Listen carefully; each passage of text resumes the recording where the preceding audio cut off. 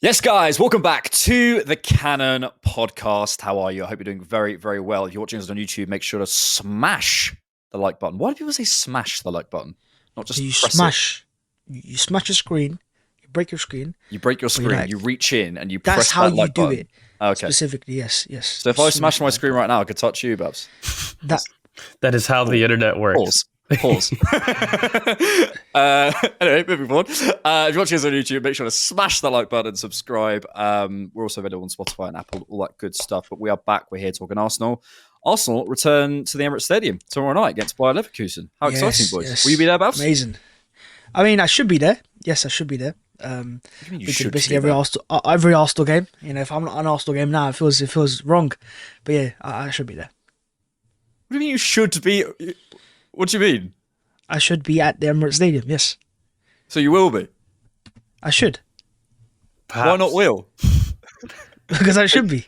Bhavs is an international man of mystery. What? Am I missing something? Why should, not will or won't? Well, I got a ticket, but things can happen. You're just a day by day guy. Yes, it seems like where the wind takes me. Just see what happens. Okay, George, I presume you won't be there. How are you, sir? I am good. No, yeah, I unfortunately won't be able to make it. You know, it's just a little matter of the Atlantic Ocean separating us. Yeah, same. You know, because I'm still in America right now. Of course. I mean, this is all a set.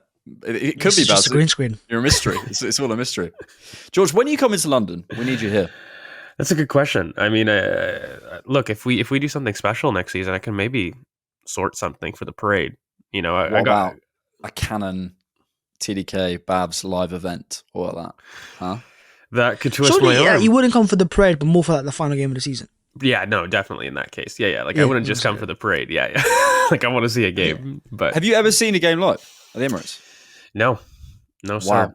No, sir. I mean, obviously, loads of international fans can relate to that, but it's so mad that you're Yeah.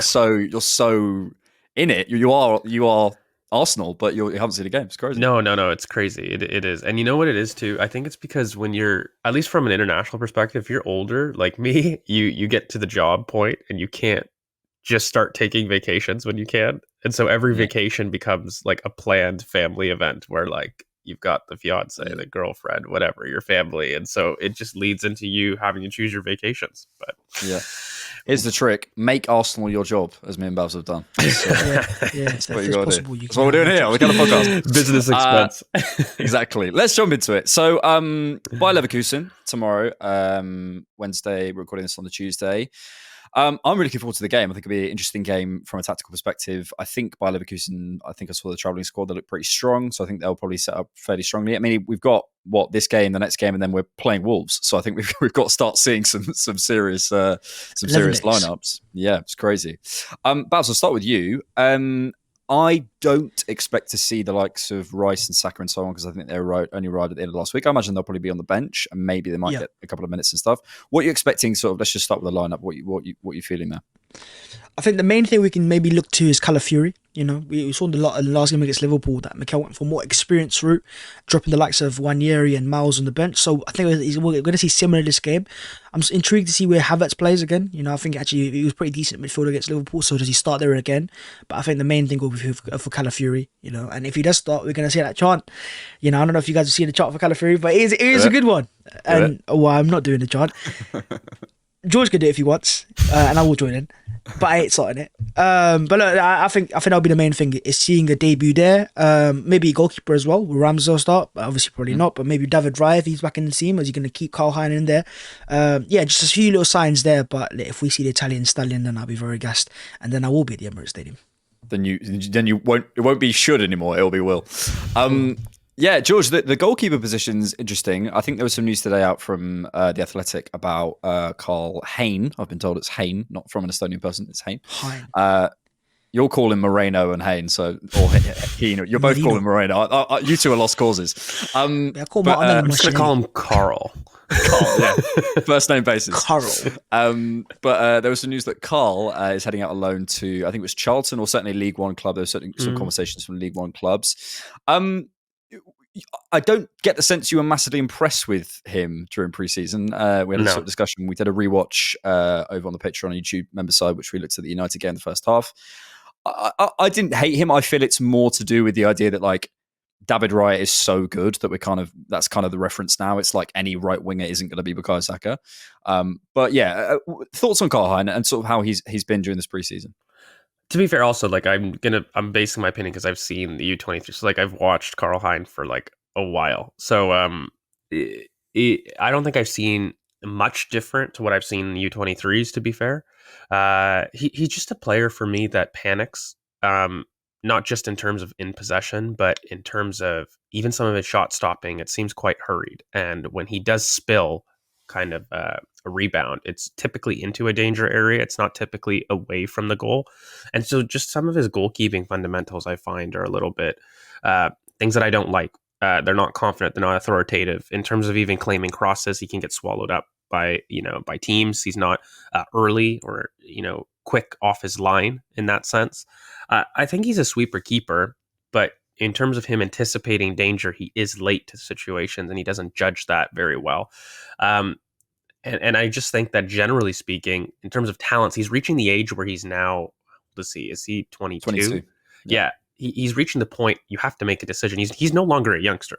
Like from a goalkeeping perspective, he's young, very young, but from an Arsenal kind of squad consideration perspective, I mean, if you're third choice goalkeeper at that point, you've got a decision to make if you're 22, 23 in terms of whether or not you're going to be integrated into the squad. And so generally speaking, I think he receives well, but he panics in possession. He panics in terms of cross-claiming. I think the way that he does shot stopping is quite good. I think he's quick across his goal. And I think he's actually quite good on penalties generally. That's actually probably one of his stronger suits in general. But I'm not a massive fan of Karl Hein. I think we could look to do something better. And I'm not in love with the loan as well. Charlton. I think I don't know. I feel as though that League One was not something that we signed him on for. After fighting to keep him, to just get him a League One loan seems rather pretty poor from a value perspective. So, I'm not huge on the prospect, so I don't care in that sense. But also, I'm just looking at the academy loans and trying to say, okay, I want you to give me something to praise you about, and I'm not too sure how a League One loan helps a 22-year-old established Estonian keeper raise value or even aid his development. I think at that stage you need to start looking at better leagues. I mean, you have to balance that with the fact that you have just said you don't rate it massively, but it's hard to it's hard to know where that is. I don't know whether Charlton are like top of League One or because I do think that makes a difference if you're sort of pushing for promotion places or whatever. I do think there's quite a bit of variance. For example, Arthur Okonkwo goes to Wrexham. So it's like, and that's a player that you're not like if you're looking at the loan pathway separately, right? Okonkwo's, how old's Okonkwo? He's similar, if not a little bit younger. I'm pretty sure Karl Hein was older, but 22. Arthur Okonkwo. Yeah, so similar age, and look, he did it because he's with Wrexham, but I mean, he had other interests, and I think for me, if you're keeping, because he signed a contract extension, which typically implies either you're value preserving, right, or you're looking to integrate him into the squad. For me, from both aspects, League One isn't aiding his development and it's not increasing value. Like if he has a stellar League One campaign, I don't think that massively changes your value. I think if he's aiding his development, if you're asking, is this a league that can, I don't know, perhaps assist you in terms of his biggest weaknesses? I don't really agree. I think the pressing in League One is vastly different to the Championship. I think the gap between the two is huge. And I think at this point, if you're 22, 23, and you're saying you're a keeper I trust, I need to start testing you in a league that proves whether or not you can actually step in as a number two. And I'm not sure you solve that with a League One loan. It's tough though with goalkeepers though, isn't it? Because I think there's it's such a trust. Like it's a position that I feel it takes so long to gain. I've always described the goalkeeping position as like the position where you could be terrible for 2 years and people wouldn't notice. But you could also be great for 2 years and people won't notice. I feel like the reputation lag takes ages. And I think, and that's why it takes so long to sort of establish yourself as a number one, to sort of gain trust and so on and so forth. It's hard because you're balancing, as we say, a player who we don't think is necessarily at the top. And I want to come back to that on sort of youth players and how we rate them and how we talk about them in just a second. But, Bhavs, I'll come to you. It's like, it's hard for an academy goalkeeper to be like, yeah, I'm going to go. I've never been trusted by my parent club. I don't know how particularly good I am, and then I also want to be top of the championship, for a team pushing for promotion and guaranteed starts. I don't know whether we can have both of those worlds. Yeah, yeah. And I think also in terms of Arsenal and our history of producing goalkeepers, it's not amazing. I can't think of but yeah, Emi Martinez didn't really come from our academy. We kind of signed him out of Argentina, and I think Chesney was similar as well. But in terms of players that we've brought through, it's not great either. So, and for keepers, sometimes you can wait 5-10 years before you make it. Martinez had to wait to 26. And look at him now, start of Argentina of the World Cup and go.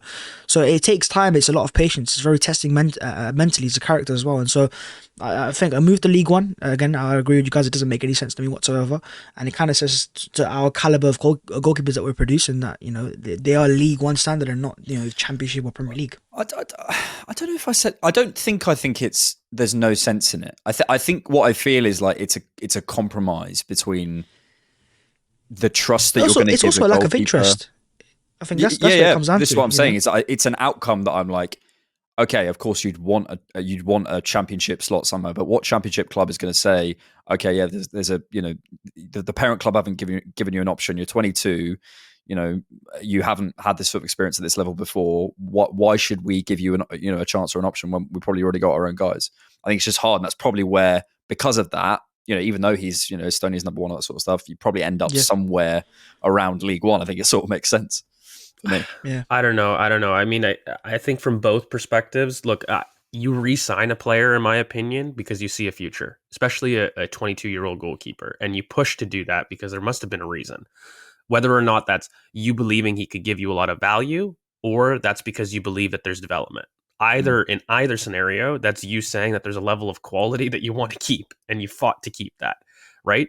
So from that perspective, I that's why I look at it where, okay, if it's a value builder, League One's not going to do that. So it's another season where that contract hasn't necessarily given you the value increase that you need.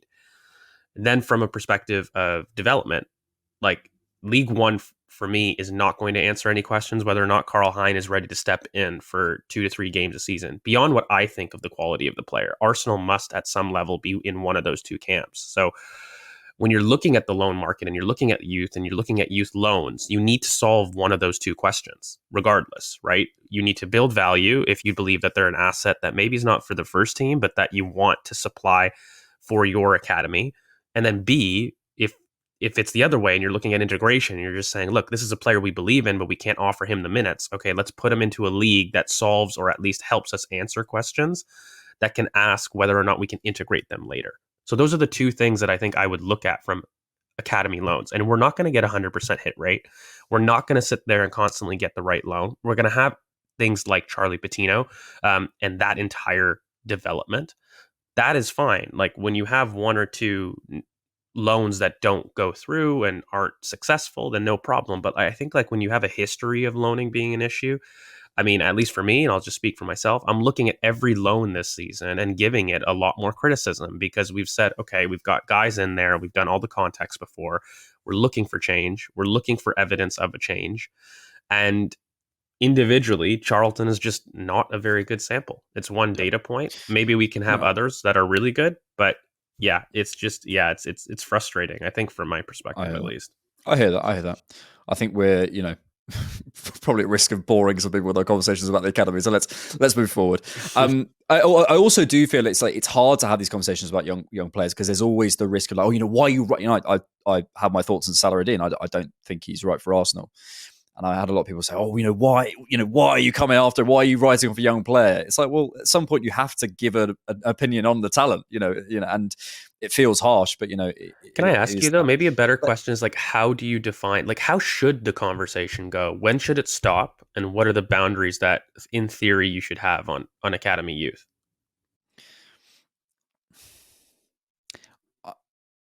I think ultimately you can't, well, someone in my position, I can't lie. If you see a talent that you don't rate them. That doesn't. I think it's the same with all talent. It's not just academy. It's like you can see something. Ultimately, I feel like so many football conversations come down to, and especially when people disagree, especially online over some things, it's down to whether you think the player's good or not. Because if you think the player's at the level, then you have a completely different set of outcomes. You have different expectations. You have different wage structures. You do different things for them. You scout them in different ways. You have different views on them. But it all comes back to the core of, do you think they're good at football? And but yeah, at some point you have to make that thing. And that isn't an objective opinion. I think sometimes some people seek to make it like well, this player is this. It's like, well, people have different views. Salah and De Bruyne were viewed a very different way by Chelsea than they were, than they are now. That happens, and talent isn't always obvious. So it's hard to know. But yeah, I don't necessarily want to have the conversation now, because I can imagine some people are going, stop talking about the academy, for goodness sake. Let's move forward to another part of the Ethan. Let's talk Miles. Leverkusen game. You mentioned it earlier, Bhavs. Kai Havertz. I'm keen to see what we do with him. I think we'll continue with him at number 9, especially in the early season. I don't know whether, certainly from this position, say Arsenal went all out for a 9, and that happened. I don't think that happens before the Wolves game. I don't think they get integrated. I don't think that happens. So I think we're going to start the season with Kai Havertz at number 9. But, and I'll come back to you, Bhavs, I like Havertz in the midfield. Unpopular opinion. Yeah. I like it. And I'm not saying I'd put him there over being our number 9, but I think there is a sort of I think the problems last season that we had when Kai Havertz were in the midfield were partly Kai Havertz, no doubt. I think he was underconfident. I think he was making the wrong decisions in possession. I think he stifled us in certain areas. But I would also argue David Raya hadn't quite found his feet and wasn't even playing at certain points. I don't think we'd quite figured out the issues on the left-hand side, and we sort of didn't for the rest of the season. I don't think we were clicking as a team. If you remember, we were playing Thomas Partey at right back. There were all sorts of issues sort of within the squad. I don't think he was platformed as a midfielder. He's got to take his share of responsibility, but I don't believe Kai Havertz was massively platformed and championed as a midfielder with, say, a buzzy Trossard that we saw in that Aston Villa game, around him, who can sort of facilitate and be the runner in behind and be the wall pass for him and all that sort of stuff. And out of possession, I think we've all seen that there's that was the concern coming into the sort of the Kai Havertz time at Arsenal. And that hasn't been, the issue with Havertz. So I'm not completely writing it off. As I say, if I had to pick now Kai Havertz at 9 or midfield, I'd play him as a 9. But I think the midfield idea, I don't necessarily hate, especially when he's platformed correctly. He's growing into it. 100%. And that Liverpool game was the best example I've seen in a while. The Villa game, obviously, because we lost, you're right. A lot of fans were looking, it didn't quite work out. But I think in that first half, he was almost threatening play in that game. If you go back to it, the amount of chances he was creating, the chaos he created. In this game, again, scoring a goal was one thing, but it was how good he was out of possession as well. Defensively, very aggressive, winning the ball back. But even in possession, a couple of little passes sprayed in behind, combining better with Martinelli. You can see that he's understanding of his role now of that midfield, because I don't think he's not a role that he'd played before at Chelsea or at Leverkusen specifically that way. So now that he's getting used to it, you can see that he's adapting to it and he's thriving in it as well. And so I actually think he will start there in the season, and it's because Rice is not fully fit. He's just come back from pre-season, and who else can we play there right now? We've not signed Moreno so far. Unless he goes and starts Ethan, which I don't think he will, then I think Havertz starting in midfield's a very good chance, alongside with Jesus playing up front and in decent form as well. So and you know what, I look forward to it. I look forward to him proving fans wrong there, because I feel like right now there's a lot of stigma around him there, a narrative building that Havertz can't play in midfield, and when Havertz plays in midfield, Arsenal play poorly. If we get a few wins and he scores maybe a few goals or gets an assist or two, I think fans will start to change the narrative very quickly, and then they'll start to see what Mikel sees in him. Because look, we know the long term plan is for him to play as a 9. If we want to go sign a 9, Havertz isn't going to be on 9, and therefore we have to get used to him playing a little bit deeper. And I think there's a good chance that we start Sarah against Wolves. Yeah, I think you said it earlier. Like, what I think a lot of the sort of the Havertz midfield project, if you want to call it that, is kind of filtered through is the results ultimately. And a lot of the time when he's played there, we haven't been in our best form. Now, Havertz critiquers would argue there's a correlation there. When he plays in there, we don't play as well. Now, and I don't necessarily think that's not at play here. But George, like, I do feel results ultimately dictate narratives. They dictate it. And, for example, Jakub Kiwior coming in for that period when we were unbelievable, he should take absolutely his fair share of the praise for that. And he played really well during that period. But I don't think that, for me, changes how I feel, particularly about Kiwior, in another sense. And I think I would say that with Havertz. I still don't feel he's been given a full sort of crack of the whip in the midfield. And I think the results ultimately have dictated a lot of the narrative. Again, it wasn't perfect. He wasn't perfect. But I want to get your take on this as well. Yeah, it's a difficult conversation to have for me because I think that we're grasping at something in a position that we just haven't seen the sample for. And is there marginal improvement in some of the actions that I've seen him doing in midfield, like at Liverpool? Sure, but I'm not sure that I see the same main issue, which was really helping in build up. In terms of the biggest issue with Kai Havertz in the midfield experiment was his impact on the first and second phase. It had nothing to do with kind of the out of possession work, which was a shock. I think a lot of people felt coming into it, the Kai Havertz experiment in midfield would fail out of possession. He's shown that from day one. I'm never worried about that. I've worried about his intention and his authority on the ball and his ability to affect build up and actively solve issues in the first and in the second phase, because that's what you're asking a second midfielder to do.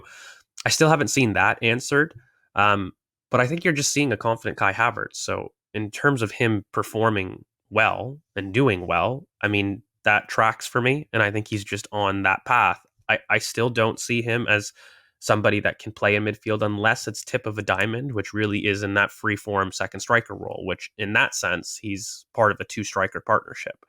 But if you're asking Kai Havertz for me to be somebody that drops deep, that can help you and build up, that can help play wall passes, that can play between the line passes from deep, long switches, it's not something that I see him consistently performing actions on, and certainly not on the left. I think he's got a little bit more scope on the right for doing those things, and I think he's more comfortable opening up onto his left foot and facing the game that way. I see at least a little bit more aggressive intent in possession when he is on the right and he opens up in that way. But yeah, I think for me in midfield, it's something that we've seen. I think when we recruit players like Marino and others, we won't see Kai Havertz really in the fold in the midfield rotation unless we're talking again as part of a two striker partnership, because a lot of his weaknesses in midfield come not from the out of possession work. They actually don't come from the final third play. They do come from the build up perspective, and they do come from a little bit deeper. I hear that. I think the only thing I'd say maybe to caveat that is in a similar way that you don't ask maybe Declan Rice to receive with back to play and sort of, do that sort of stuff for the sort of nicks around the corner, because that's not really his game. I would argue that, any Kai Havertz midfield sort of experiment, I think needs to be in a situation where he's supported, right? And I think that looks like him being that third midfielder. But, if we're asking him to sort of contribute in the first and second phase, I wouldn't be asking him to do that. I think the maybe where we're sort of aligning is the midfield that I'm talking about is as that highest midfielder, someone receiving in the pocket, someone who's crushing the box, someone who's supporting a striker, someone who's obviously working out possession in the pivot, which I think he can do, but certainly not someone who's dropping in the first and second phase. So I wouldn't. I think the midfield thing, as I say again, I would. This is slightly all hypothetical because I think I'd still use him as a 9, but I think the idea that he's going to be used in the first and second phase, I don't know. I also don't think that was ever. I don't think that was ever really the plan with Havertz when he was playing in the midfield. I certainly never saw him dropping really deep and getting involved. I did, but I saw it not coming off. Like that was the problem, and I think he floated a lot higher up. I mean, here for example, let's look at Marino and look at the qualities that Marino provides to a team, right? Even in higher positions, I don't believe that Kai Havertz has the facilitative mind to sit there and work people into play in the same way that he would stretching teams. A lot of Kai Havertz's benefits in terms of him playing in midfield, by the way, is with a partner like Jesus who drops deep to facilitate, and he's a stretcher. And really in that role, it's not midfield things that he's doing. He's doing striker things. He may line up nominally in midfield, but he's going beyond the last line. He's making runs. He's stretching teams through his off-the-ball movement. It's not so much that he's providing any on-the-ball tempo. That's what I mean personally in midfield. Maybe we can line up in terms of tip of a striker, but I mean, he's not going to be doing midfield things even in that role. I still see him maybe being in the pocket between the lines, but then stretching, going beyond the last line.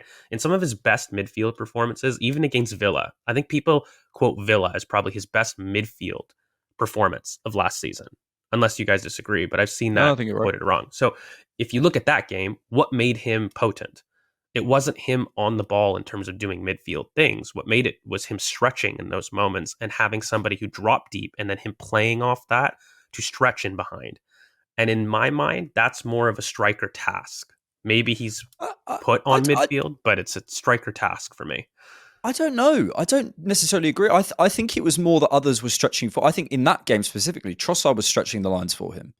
And that's why I liked it. I liked the facilitation that he was doing in the midfield. When you said at the top of that, you feel the facilitation in the midfield isn't something you'd see him do. You prefer him sort of stretching. I don't know. I think there's a Kai Havertz that we can see with a Jesus around him, with a Trossard around him, where or not necessarily Jesus, but that's the profile we have at the minute. Who is the person stretching the line, who's making those runs in behind, and Havertz is a little bit deeper. I can see that happening, 100%. But aren't those more high touch players that are more technical on the half turn that can come in? Like, isn't that a role confusion? I mean, you're looking at two players right now, in like you're quoting Trossard and Jesus, right? And even that type of player is a small space, technical, high touch kind of player who likes to associate with players and combine. And then you're asking like the big, tall runner to do that as opposed to doing the stretching role. I think it's just a confusion for me of roles, at least. Like, people can do it because they're not robots. You can't, like, they're professional footballers, so they can adopt different roles, of course. But in terms of maximizing these two types of players, I would always say the small, diminutive player who's a quick combination player, quick off the mark, is potentially good off both feet, and is a very good passer in terms of being able to put pace and tempo on it, is something that I'd prefer in more midfield-like areas or in middle third areas. And I'd prefer the person who is a bigger runner, a stronger carrier to do that work off the back line, to carry in bigger distances, etc. I just think there's games where I think that can switch around. And I think there's games where I like Kai Havertz finding the spaces and maybe using... What games would those be? Just out of curiosity. Well, like, for example, the Villa game last season, but if we're talking, against Chelsea, Mikel spoke about I think he pre-game, he was talking about the sort of the runs off the second line are really important. And I think in that game, if we had a stretcher behind Havertz and Havertz who was finding the spaces, maybe rotating out wide, let's say a Martinelli, I think that could really work. My point is this. Primary option for me at the moment with Havertz is striker, centre forward. Yeah. No doubt. So please don't get me confused that I'm saying let's play Kai Havertz as a first phase midfielder. I'm not saying that at all. But I think there are certain games where I like Havertz a little bit deeper with a stretcher in behind, where maybe you've got, I don't know, a strong pivot and you want to use him to sort of move players around. I don't know, but I liked him in that Aston Villa game. I liked him against Liverpool with runners off him. I do think that's an option for us. I really do. It is. I just feel like when he does play in midfield, he ends up becoming the stretcher, just because that's his main strength. And Jesus is more likely to drop off deeper because we don't have, I guess, another outlet to make runs in behind as much. We all often find himself, when he plays in midfield, crashing the box and becoming an outlet even in midfield. I think he could do both. But look, it'll be fascinating to see his usage this season. I think he'll be using a variety of roles. I really do. And I think he'll find... I also wonder whether, as George was kind of mentioning earlier, him moving over to the right, also rotating out to the right-hand side and sort of getting Saka inside, because that's a whole other conversation about how we get Saka and Martinelli inside. So, yeah, be interesting to see. Let's move forward to Edward and Nketiah. Edward... so the rumour is, I'm trying to find a sort of reliable report that, by the way, as I'm looking through, Man City and Atletico Madrid have agreed a deal for Julian Alvarez for up to £81 million. So yes, here we go. So supposedly Arsenal are demanding 35 million euros for Eddie Nketiah, and the offer from Marseille is only sort of around 27 million or 28 million at the moment, sort of with add-ons and so on. Bhavs, I'll come to you first. It's a tricky one, this, because there are those who say take that and run, and as I said earlier, it always comes back to what you think of the player. It always comes back to how good you think the player is. There are some who say take that and run, and there are some who would say Arsenal need to sort of hold their nerve. If we hold our nerve and then lose out on the bye, we'll get criticised. If we hold our nerve and get the bye, then it'll be seen as a masterstroke. So where are you at with this? I love what Arsenal did because I like us valuing our players. And you look at the current transfer market, especially with strikers, we've seen Liam Delap, a Man City striker who's had 2 league appearances, maybe 8 goals last year for Hull, for £20 million to Ipswich. So Freddy Nketiah, I would say he doesn't have a crazy sample size where he's been a starter for Arsenal ever. But, he's got a lot more experience and a lot more quality as well. And how much would he cost for Arsenal to replace? He wouldn't cost £20 million to replace. We would have to go into the market and sign a proper improvement. And that's why you have to value that, especially when he's got so much in his favour. The English tax, Premier League experience, 25 years of age. He's not injury prone. He can offer a club a very good outlet, a goal scorer as well.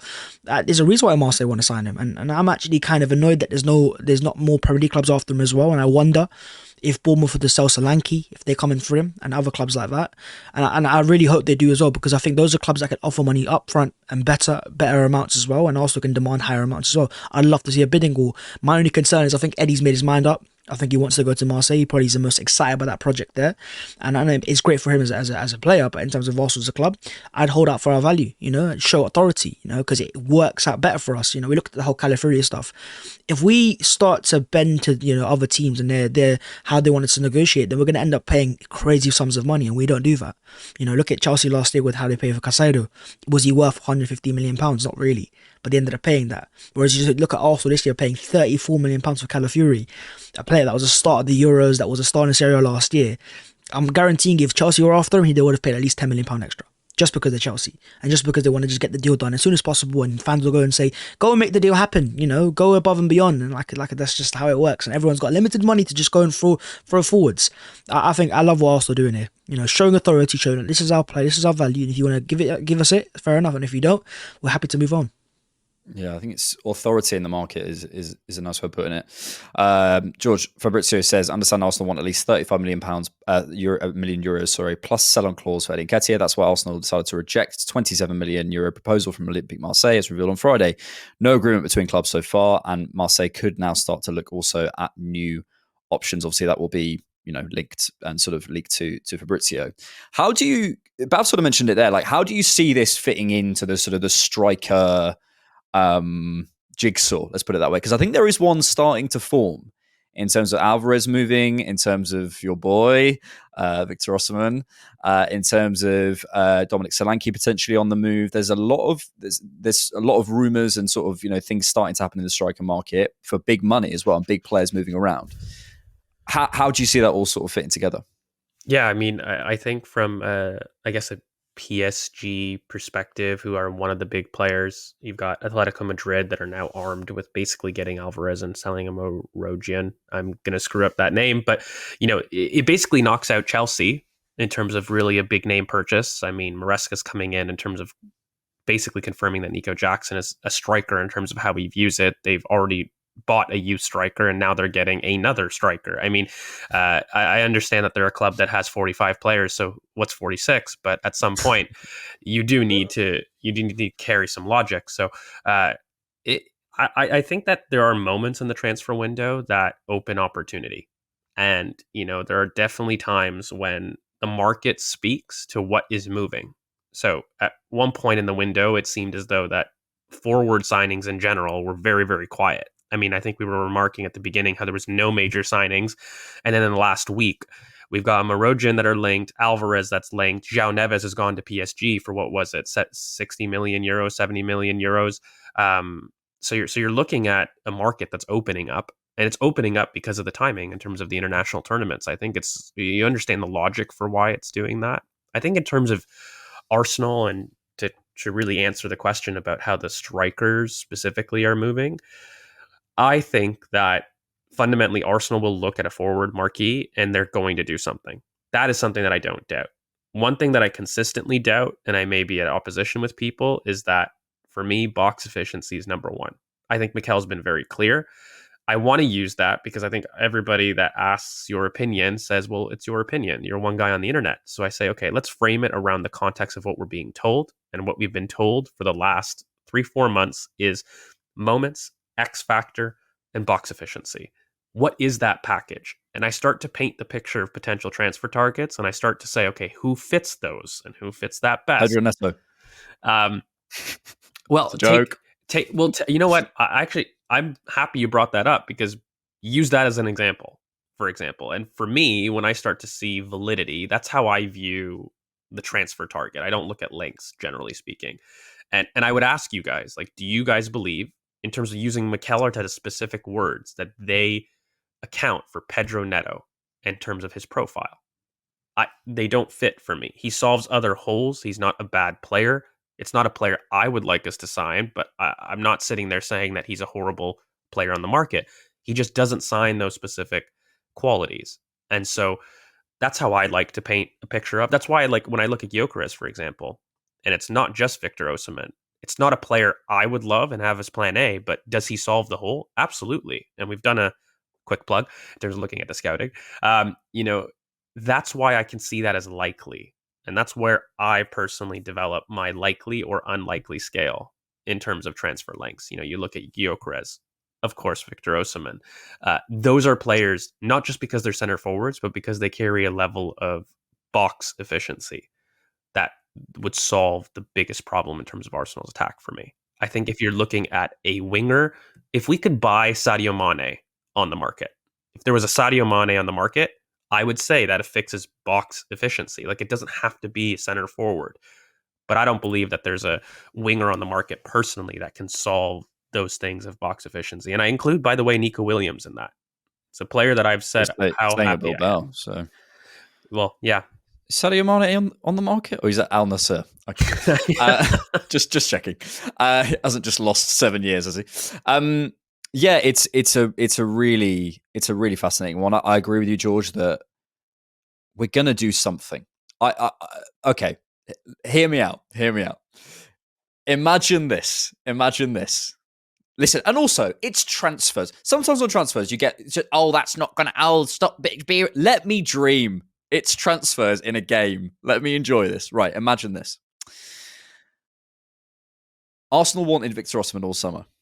They knew a complicated transfer is gonna happen. That's the darling of Nigeria, who had a tricky season last year and isn't in the Champions League, but is on Champions League wages, with De Laurentiis and Antonio Conte. That's gonna blow up.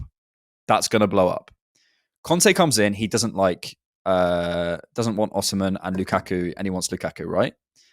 Edu finds that out and goes, right, I'm gonna wait until that price drives down and down and down and down. Napoli, at this point, even from just what we know, which, by the way, is probably very little, even from what we know, they can't demand his release clause because he's been cast out. He might not even be called up for the Coppa Italia. So, are we watching, lads, an Edu masterclass as we drive the price down for Victor Osimhen, who we wanted all summer? In my dream, don't SH1T on my dream. On my dream, we're driving the price down. We go for Victor Osimhen late in the window at 50, 60 million euros. We go and get him and we win the league. How about that, boys? What do we think? Dream on the valuation. What do you think? But I don't think it's... I think you agree. I think you think that's happening. Listen, it makes the most sense. It makes the most sense. Like, out of all the targets we talk about, forward targets and wide targets and strikers, he's the one player that addresses things that we don't have, and it makes the most sense, and he's available as well, and he's going to leave. So unless Arsenal knows something that we don't about his character behind the scenes, or injury problems, or just something that we don't know, it just makes the most sense, and that's why I've been so surprised to not hear more. Maybe it is just that silence. Maybe you're going to hear an Ornstein bomber out of nowhere, and I look forward to it. But I've been so surprised that we've not made any sort of negotiations or personal terms or anything like that. But if something was to happen, I don't think it'd be surprising because of the fact that how much it makes sense and how much he offers Arsenal things that we don't have. And I think that's the thing with look, we're filling in gaps we don't know, but look, ultimately we're trying to create a story. We're trying to make sense of what is going on.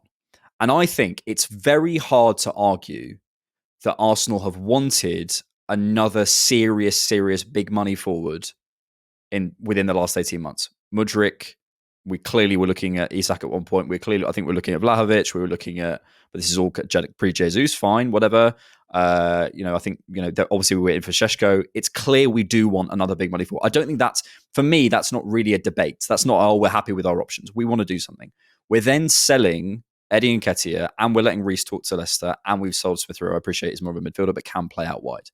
I think it's very hard to make the argument now at this point that Arsenal aren't interested in a forward, and I have seen some people make it. By the way, so we'll be, we're not going to sign a forward. Arsenal don't want. They don't see value on the market. Maybe they don't see value, but they will want a forward. I think that's almost undebatable. The question is who. And I think this has been my big point recently, and George, I'll come back to you on this. I think there's this kind of reluctance at the moment with the forward conversation because it's like, okay, well, there's no perfect player on the market. It's like, yeah, fine. But don't not improve because there's no perfect player. Because the perfect player isn't available, because the Declan Rice of the forward areas isn't available, don't not improve on Eddie Nketiah or Reece Nelson, especially if you've sold them. That's a mad thing to do. And I think what we do, and I've said this a couple of times, but I think we kind of reverse engineer the information that we have to basically be like, well, the information that we have, there's no links, therefore that makes sense. Whereas I would argue the story makes more sense that there's no links, and I think we're about to do something. But it could be me being optimistic and being deluded and all that sort of stuff.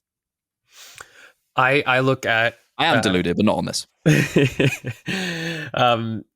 Yes, the self-proclaimed prophecy of delusion. Look, you know what it is? I simply ask the question, what does a player solve? Do they solve a hole? And then I start to tackle value, and I tackle all these questions about what's worth and what should a player be worth? Is Victor Osimhen worth even the 85 million pounds that have been potentially touted? I mean, Napoli, it's not even just that they've said he's going to go for below the release clause. That's actually been well reported by many people. Like, the price has been driven down factually. The problem is, clubs that are interested right now have factually been Arsenal, Chelsea, PSG. And right now, no one has advanced with those talks. And so I thought you don't go by links, George. I'm getting there. You do with him. No, I don't. The thing is, I look at what's being reported in the media, and then I start to ask myself logically, if Arsenal were to do a marquee signing in the window, would it not make sense for that to be the last signing that they do? Yes. Because if you do the marquee signing first, second, before you have other signings to do, then those clubs will naturally drive up the prices. So I've always been of the opinion, whether it was forward or midfield, which are the two areas that Arsenal fans believe there needed to be major level of investment, right? I've always said, regardless of whatever window you're doing or you're prioritizing, that marquee would come last. I've always said that. And I still hold true to that. Now, once you agree that, let's say, Calafiore and Marino is likely to be the two smaller signings, it leaves the forward area as the last point to be a marquee.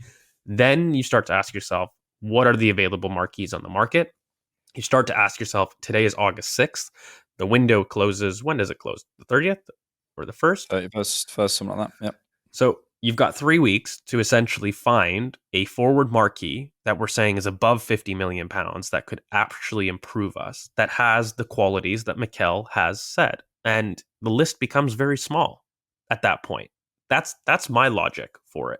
Now, in terms of others and in terms of what Arsenal can do, I don't know. I mean, I don't have a crystal ball. I can't predict the future. What I can say is I do believe that there are things on the market that can solve the things that we're asking. And if we don't do it, I will be upset. If we don't do that, then I will think that Arsenal haven't prepared ourselves well for the season, and we haven't given ourselves the best chance of winning. And that's what I'm after, no matter what transfer window, no matter what point in Arsenal's trajectory. I am after giving us the best chance to win. I don't need guarantees, but I want to see intent. That goes with squad management, that goes with transfers, that goes with anything. So that's where I'm at with it. It doesn't have to be Osimhen. If Arsenal believe that there's another player that can solve those things, I'm open to learning and I'm open to seeing that solution. But right now, I'm seeing a very small list, and I'm seeing a player that I just categorically know will fit. I know categorically will give us things that we don't have. And I think that that is the difference between us and Manchester City right now. I really don't see a level of box efficiency in this squad that can be solved through improvement alone. Yeah, I agree. I think, and again, it's like every transfer window you are of course dictated by the market, but you can maximize the amounts you can improve on the market. And I don't think we will have if we haven't signed a forward. Can you imagine if we don't sign a forward, Bhavs, the conversations? I actively might just throw my phone in the sea and just never. Yeah, we will have to deactivate on the X. Yeah, there is no chance that platform will, especially with the new algorithm as well. Oh, we're in trouble. It's crazy. It's crazy. Anyway, let's move forward. Having annoyed probably half the people watching. Let's look. So start of preseason, start of the season. Christ, is upon us. About you say 11 days? 11 days. 11 days from now. So we've got obviously the As we recorded. Leverkusen fixture. And then on Sunday, we've got the Lyon fixture, which I will be at. Sorry, no, I should be at. Then we obviously got the first 5 fixtures are Arsenal at home against Wolves, Arsenal away against Aston Villa, second game week, Arsenal at home against Brighton. That's going to put the sky, isn't it? Arsenal away against Tottenham, and then Arsenal away against Man City. I think the last time I read that out, I read it in my head about 2 months ago. I've just read that out now. Help. We're normally a good away team, to be fair. We're fine away. It's the early kickoff against Brighton on that Saturday. It's the late kickoff on the Saturday against Villa. It's Super Sunday for Spurs. Not that it particularly matters. It's Super Sunday for us away at the Etihad. Bhavs, predictions for those first 5 fixtures. Win. 15 points, We're right? gonna win. We're gonna win every single game. And we're gonna win the league. It's gonna be. It all depends on how soon Rice and Saka can come back, and how can we cope with that? Because it doesn't help the fact that these obviously they went to the Euros and went to the finals. Amazing for them, but for us as Arsenal right now, we want them as fit, firing as soon as possible, and they're going to be behind. And these first games are our most difficult games, and that's where we're going to have to see the likes of Jesus step up, and the likes of Odegaard step up again, and Ben White and co, and see how we line up defensively. Does Mikel stick with Timber? Does he start Calafiori straight away? How many changes do we see? Kai Havertz as well, and I think it's going to be major for those players there, because the likes of Saka, Rice, Saliba will take their time, and they need that time as well, because they haven't had pre-season, and that's where I'm very intrigued to see who steps up. Who goes, look, these players are not here right now, or they're not at their best. Can I fill in this role? Can I show Mikel that I have what it takes to go and thrive for Arsenal in what's going to be probably one of our most tough moments of the season, and it's right at the start. But look, get over and done with. Past that, we can get the pain out of the way, and then it's all gain after that. Yeah, George, there's 2 ways to look at this. There is, oh God, terrifying. And there's also, if we get through those first 5 games with, say, 13, 15 points, what a start. And that will surely have an impact. Because, that sort of run of games, especially at the start of the season, if you can go and do something there, that's got to be a boost. It's got to be. I think I said in a previous pod, for me, I really think that in hindsight, we're going to look at the first 10 games. Hindsight. Oh God. We're gonna look at the first 10 games of the season and say this is where the league margins could be found. And so I also think, on another hand, I always ask myself at the beginning of the season when I see the fixtures, I do prefer the tougher fixtures first. It's the easiest, levelest playing field, in my opinion. Obviously, you'd like to see, after a really tough Champions League match, obviously you'd like to see, after maybe a tough run of, top 6 teams, you'd like to see your Man Cities in those. But for me, I always think the best chance of hitting a Man City or your biggest Aston Villa away, like your biggest hoodoo teams, is at the beginning of the season when everybody isn't as fresh. And so I think that gives you the best leveling playing field ultimately. And so I like to see the tough games. So for me, the schedule is not a big issue. I think it's a tough schedule. Don't get me wrong. I think the pressure is big. I think that we're going to look in hindsight, the first 10 games of the season will be the biggest margins. All those standards I'm placing on it. But I'm excited. I'm excited for it. And I do think that Arsenal have a base squad that is able to deal with this right now. And certainly there's been a group of midfielders there that I trust. Whereas last season, I felt like I went into the season with the Timber injury and with Partey being out and saying, I'm worried about the legs, period. And I'm going to be worried about the legs for the rest of this season. And I'm not sure how that plans out. Whereas this season, I feel as though I'm not waiting. I'd love to see these additions, but I'm not waiting on them to decide the season story. Yeah, 100%. And I also think there's reasons and there's excuses. And I think something like a Timber injury might have been an excuse for certain things last season, but I think this year, Saka and Rice only are reasons for us maybe not maximizing. I don't think they're excuses for us not maximizing these first 5 games. I think at some point there comes, you've spent enough money on the squad, you bought enough defenders, Mikel. We can't be saying, no one's suggesting that Saka and Rice wouldn't have made things easier, at their absolute best. But I think we have to rely. Bav said it earlier. someone like a Jesus has to step up at this point to support a Saka as he's coming back. Someone like a Martin Odegaard has to show leadership. Someone like a Gabriel, I think these players, they're at the age now where, and a Ben White, they're at the age now where we can start to go, look, you have to step up in these moments.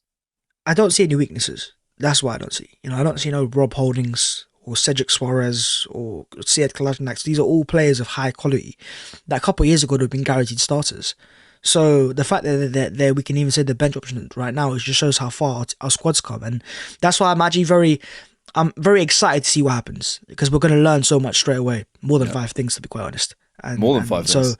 So yeah, let's have a bumper edition for Zinchenko. yeah, exactly. So I'm excited, and maybe a chance for the youngsters as well. Times off the bench, maybe like Ethan and Miles. Yeah, 100% to support some minutes. I imagine Mikel's. I'm sure Mikel's just wants to win that man is. I watched the this clip of him from All or Nothing. Do you remember the one where we're playing West Ham and he just kills Nuno at halftime, Nuno Tavares, and then at the end he's like, "Want to play Champions League?"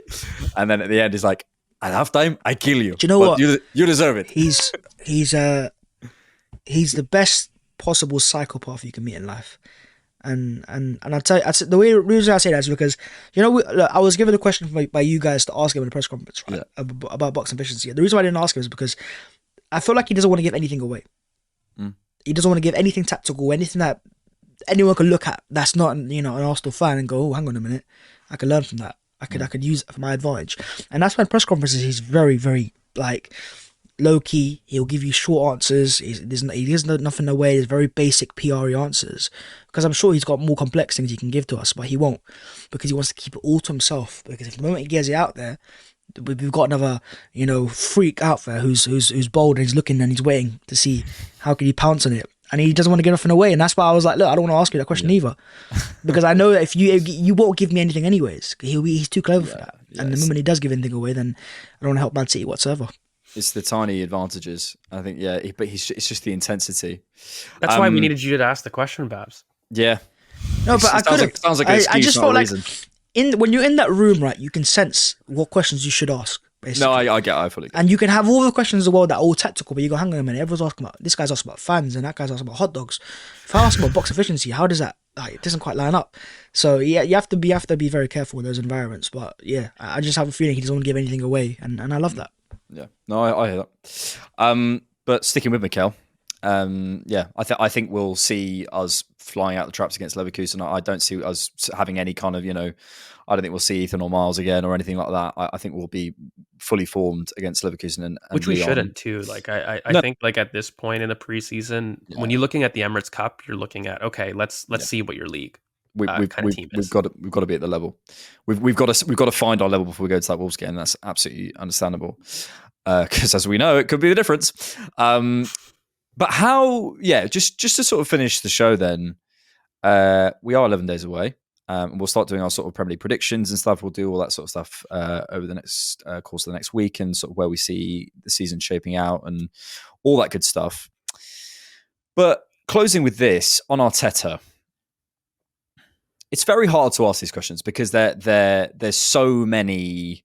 Well, if this happens, and then what if that? And so you hate Mikel Arteta? Yes. Just say it, get it out. I'll finally say it. You guys have worked me out. If you've watched any of my content, you know I hate Mikel, obviously. Yeah. I mean, look, we are going into his fifth full season. Yeah. We're going to be at 5.5 seasons come the end of this. Everyone spends money, but money spent. Where are we at with Mikel for this season? George, I'll start with you. Like, how do we, I suppose maybe the better question is, how do we judge Mikel this season? Like, because I think it's very easy to just go title or nothing. But like, there's so many factors around that, and there's more things he can control that you can judge. What are you looking for to judge him on? I'd rather look at his weaknesses as a manager and judge him on those. Because I was hoping you'd go, George. Very good. Because when you look at it, squad management, both in terms of being proactive from a fitness perspective, I don't think he's shown much improvement in the past, but also the use of the squad. I don't want to see sections of the squad be trusted and then iced out over the course of the season. I need to see more flexibility in terms of, using your squad but trusting it, and those who you have kept for a reason. For example, I see Zinchenko's just recently changed numbers. Clearly, he's changed agent. He's in the last 2 years of his contract. It's a player that Changed numbers. You got his number. Yeah, no, he's gone from 35 to 17. Was it? Yes. Yeah, that just came out. So I completely missed that. Oh, so Well, hasn't I love just squad came out. numbers. Oh, it just came out. Okay. yeah, and Oh, so Cedric Suarez, mate. The and legacy continues. and so from my perspective, that's a player, for example, that has not been trusted consistently, but has had moments in preseason where he's trusted. If you're keeping him, which by the way, I hope we don't trust him, but I would like to see your plan for it.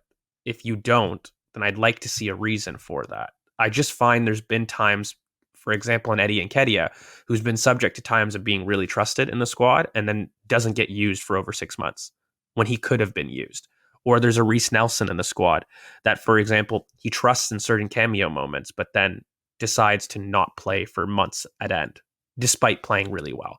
And so I would like to see a level of squad management improve. I would like to see a level of Hale end minutes this season. I don't think that you need to start handing out 1,000 minutes, but we can start at 500 minutes from Hale end perspective in terms of bring through youth debuts. That's Miles, Ethan, whoever you brought on tour. We can target a 500-minute usage in terms of youth. That's I improvement. think we can go hard on that, especially for Ethan. I do. For sure. But I'm saying like that's a minimum in terms it's of a minimum. non-negotiable that I'm looking for. Lastly, I'm starting to look at solving some things on the pitch in terms of structure. I do want to see a level of box efficiency in the squad. I've been calling for it for months, years at this point. We do need to fix that. The mid-block problem, we need to see better solutions towards it. And I do think that the left-hand side fluidity, which again, we've bought for it, but I need to see more cohesive balance between attacking both between our left and our right. And I need to see that same level of threat and support that I do on the right applied as well on the left. And I think if we do those things, we hit the objectives that we want. So it's a sneaky way of me saying I do think we get a trophy, but I think that making sure that we hit those specific tactical on the system as well as the squad and managerial role perspective makes Arsenal a better team. And in that sense, we'll get over the line if we solve those things. Yeah, I think you laid that out really well. The only thing I'd add before I come to you, Bhavs, because I agree with a lot of that. I think, the left-hand side's an important thing. Finding that, I think, the usage of the squad players, as you mentioned, etc. I think this central access thing, like I don't want to see us stuck in this central access cycle again because Mikel, it's not, I don't think necessarily that Mikel was refusing to do certain things, but I think back to that like opening half hour at Stamford Bridge.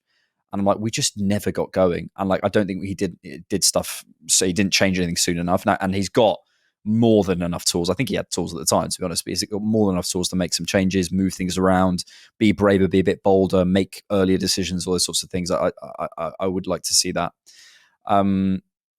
This might sound a little bit odd. I love those moments, like the desgracia stuff. But I think I want to see Mikel show himself, especially sort of to the players. Like there's an aspect of him sometimes, and he's so brilliant with the media, and I'm probably being overly critical, but sometimes I don't know if he sort of holds the gravity and sort of knows how good he is to some degree. Sometimes I can feel him sort of post-match and things like that getting dragged into conversations. The Newcastle one's an obvious one, but there's been a couple of other times, and he's normally so composed. I just think there's an element of his usage of the media that is occasionally he'll give people a little bit too much. It's probably a little bit harsh, and it's probably just me, but it is something I've been thinking about. And like tactics, you mean, or like what do you mean? No, it's more like Motion. It's more like the Newcastle one's a good example. I wrote a video on a different knock a little while ago about a couple of other moments, but I just think occasionally he doesn't realize how good he is, the status that he has, and he can shut things down. And sometimes the questioning. We all know the cycle of Arsenal. There's questions, there's narratives, all sorts of things. Pep can shut a narrative down like that. And I'd love to see Arteta start to do that. I'd love to see that. Bhavs, it's a completely tertiary point, but I think it's something as well. Babs, go No, on. it is. It is. No, I agree. I think most of the things you guys have said, you've covered most of the points, you know. And I think most Arsenal fans have something similar. The whole idea of winning a trophy this year is where we have to get to at one point. And I think it is important for us to win silver. Of course, it is to build that winning culture as well. But I'm not of the idea that an FA Cup or a Carabao Cup would be the one I want to win the most. And if we win that and miss out on the Premier League, I'm going to be happy with that. But if we don't win the title and City, you know, in Pep's final season, go out there and do it, then, you know, I'd love to win an FA Cup. I think that would be the thing I'd go for most importantly. But for me, it's the Champions League as well, showing more improvements in that, showing us to be more competitive that we've learnt from last season. But a lot of that can come down to who we sign. You know, if we sign a Victor Osimhen who can provide us moments in the Champions League, it will help out massively. But I want to see how the players responded as well in those moments when they were against Bayern. I think the second leg we kind of, you know, sat back and we're definitely not ourselves. Can we show that personality to go into those grounds and have an impact? Yeah, I definitely think I want to show Mikel show more arrogance as well in his coaching ability to show how good he is as well. But I think the young players are very important. I feel like we've got two youngsters right now that are kind of above the rest in the sense of how involved they're in the first team. So I want to see how he manages them. Does he, in certain games where we need an eating profile, bring him on and go, look, you know what? I don't care if you're 17. I need you as a player, as a profile, and you offer me something that we don't have on the pitch. Does he trust those guys in those games there? If he does, I think it'll be a great sign for this, because I think those two players there are the first youngsters in a while that we can say have a very good chance of breaking into this Arsenal first team. And if they can do that this season, then I think fans will be very happy with that. Yep. And I want more squad number changes. Yep. I mean, what do you want next? Ethan number 10? Did you? I saw that. Was that photoshopped? It wasn't Photoshop. I think it's when you zoom in it can be whatever number you want it to be. I think it looks like a 10. I think it looks no, like it isn't, because then they got an image come out and it was 53. Oh, I see. Okay. Yeah, you see, Arsenal Twitter does not stop investigating. Yeah, I'll be honest. I'm not having anything when you're number 10. Sorry, it's not yet. Not yet. Who would we have as number 10? Takes it. Odegaard would take it. Like William Gallas. I don't think Odegaard would. I think Odegaard's got his 8 and it suits him to a T. I think he would. I think he would. I think every player who's a creative player wants that tag. Yeah, maybe. But I think 8 is very nice for him as well. He suits the 8 as well. It's his number. He's made it his own. Mikel's former number. Mikel's former number. I think he'll be our new forward. Osimhen 10. It's going to happen. I actually don't. Do you think he takes number 10? Oh, heck no. If he comes. Let's get him through the door first. Yeah. Stop Shirt numbers aside. his squad numbers. So I can just, I'll just order it tomorrow. Just order it. It's fine. Bhavs 10. Pleasure as always. Thank you, chaps. We'll have more pods out for you guys later in the week. We'll have some live shows. We'll also, you guys don't reply to my text, but I think we're going to do an instant reaction. Yes. Yeah. Thoughts? Well, if I'm at the game. You should be. You should be at the game. So yeah, we'll do an instant reaction. I should be on the interaction by Leverkusen game tomorrow, and we'll also probably do an instant reaction for the game on Sunday, and obviously they're back for the league games as well. All the good stuff. Make sure you like, subscribe, check these boys out on X, and so on and so forth. Peace. Thanks for watching, and thanks for keeping it Arsenal. Peace.